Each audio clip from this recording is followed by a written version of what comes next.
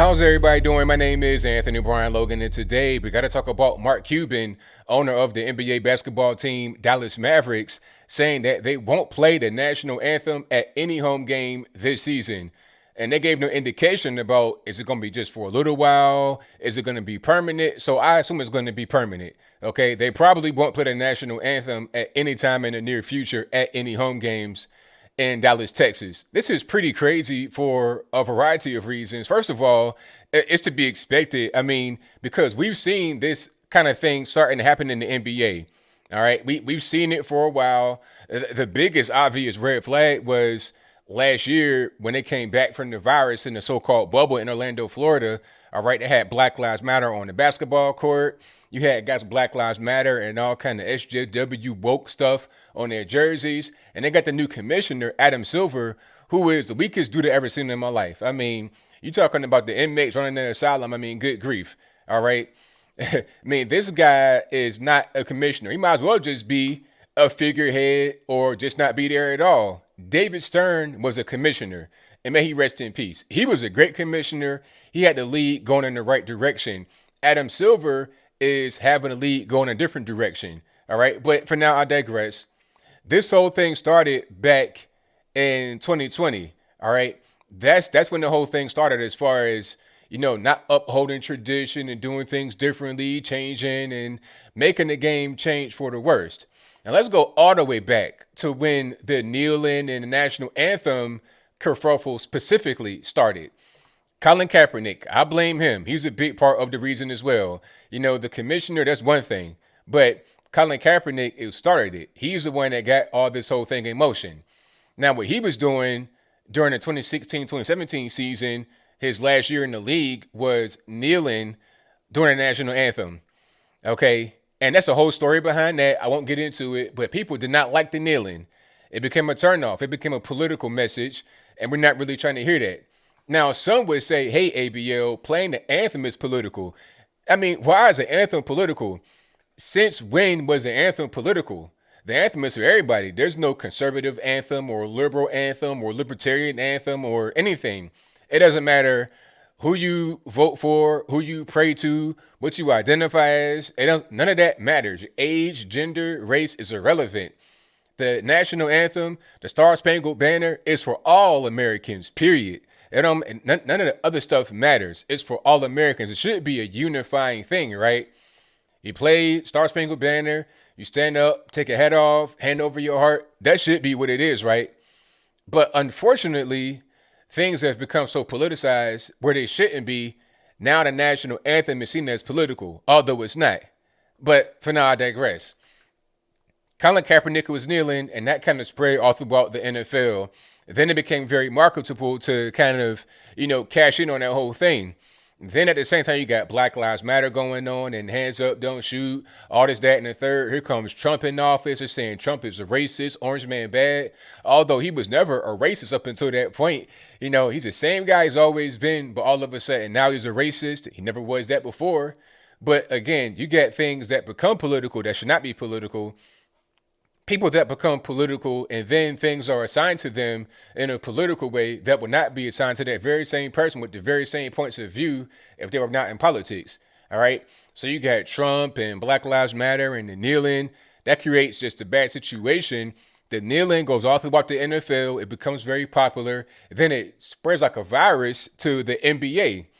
And for a while, they kept it in check. It's like, okay, we got a rule right now on the book says you can't kneel. No kneeling, stand for the anthem. All right. Because they had an issue back in the day with Mahmoud Abdul-Rauf, a.k.a. Chris Jackson, where he was, converting into Islam and he was doing this prayer and kneeling and stuff like that. So they were like, all right, we don't got no time for that. You're going to be blackballed from the league. And he was a great player back in the day. He was like Steph Curry before Steph Curry. Matter of fact, if you look at Steph Curry's scouting report when he was at Davidson, it said Mahmoud Abdul-Rauf. He had the same type of game. Smaller guy. They even look similar. Both kind of light skin, kind of slight build, same kind of hair, everything. They look the same, had the same kind of game, good handle, 3-point shooting. But I'm going down that rabbit hole. My whole point is that the NBA already dealt with that before. They already had the same issue happen before. They dealt with it. Then they came with the rule. Then the rule became lax when the whole George Floyd kerfuffle happened, when the virus happened, when the bubble happened. And now all bets are off. You could do whatever you want. And this is really an embarrassing thing for teams to not even want to play their own national anthem, because one thing about the NBA you might not know is that they have a Canadian team, the Toronto Raptors, right? They had two Canadian teams at one point, the Raptors and the Grizzlies, when they were in Vancouver. But right now you got the Raptors.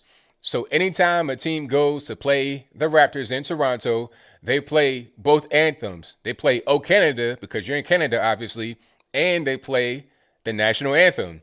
So when Toronto has Dallas Mavericks up in their stadium, they're going to play both anthems.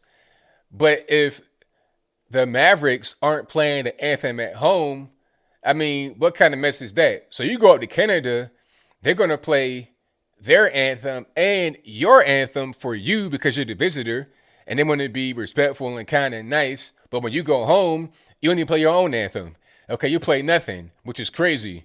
Now, my question would be, if Toronto goes to Dallas to play, how does that work?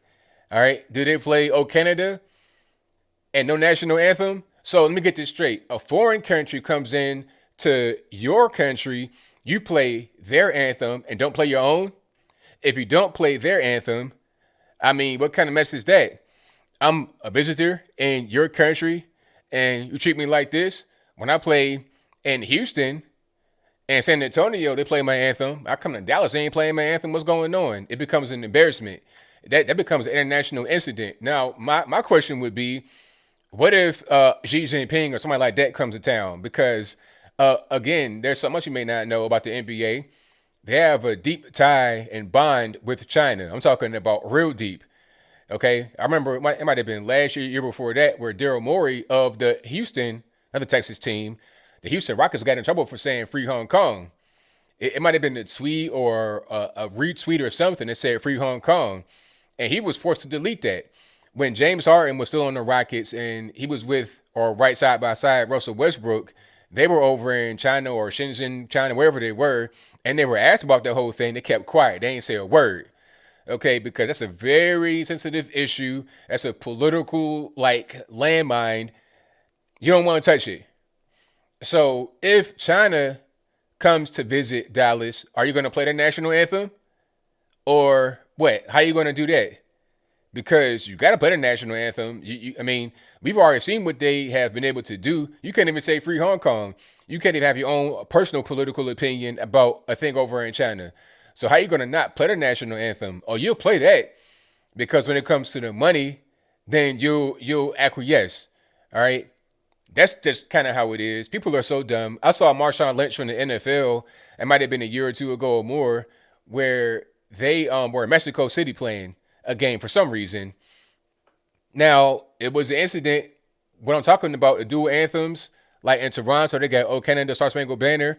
They played the Mexican national anthem, and Marshawn Lynch stood for that. But for the U.S., he kneeled or sat for that one. I'm like, really? In Mexico, you weren't even seen as a black person up until recently. Like, there was no there was no category that said black.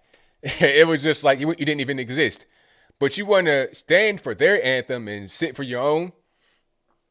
I mean, the U.S. is a very free country, and some may say it's too free, because there's no control over the people. People do whatever they want. It's all kind of, rules and regulations and crimes being violated every day.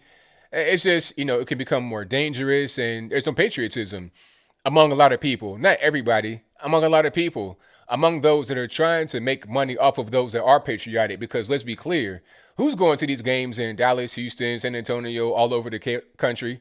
Who's going to these games? Is it those that are complaining about the anthem being racist and white supremacist and exploitative, all this, that, and the third? Are they going to the game? No, they're not going to the game. They don't have money. They go to the game.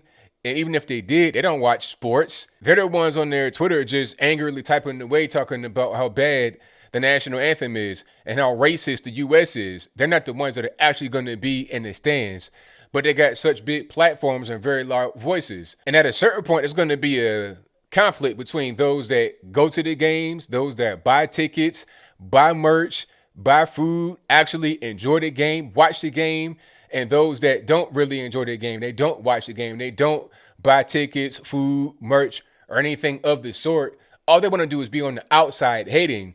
Okay, there's going to be a face-off between these two groups, and who's going to win? I guess it's where the money comes into play.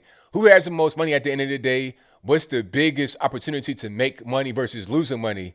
That'll probably be how it goes.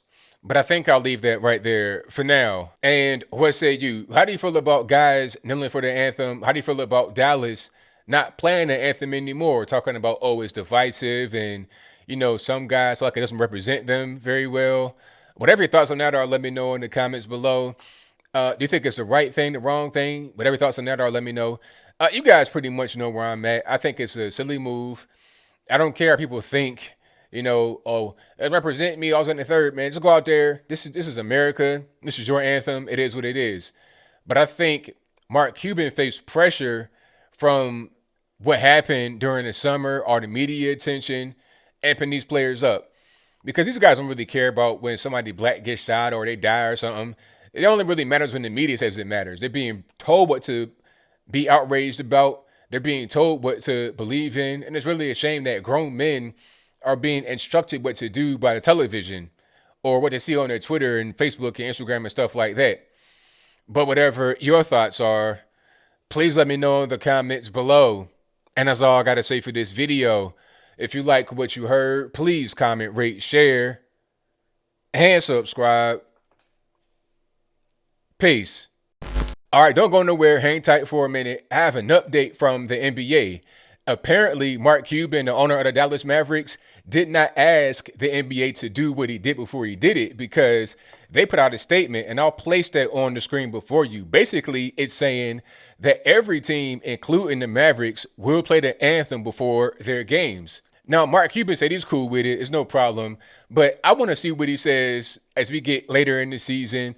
I want to see what players say as we get later in the season. But as of right now, there will be no banning of the anthem. Every team is going to play the anthem before each game. But that's all I got for now.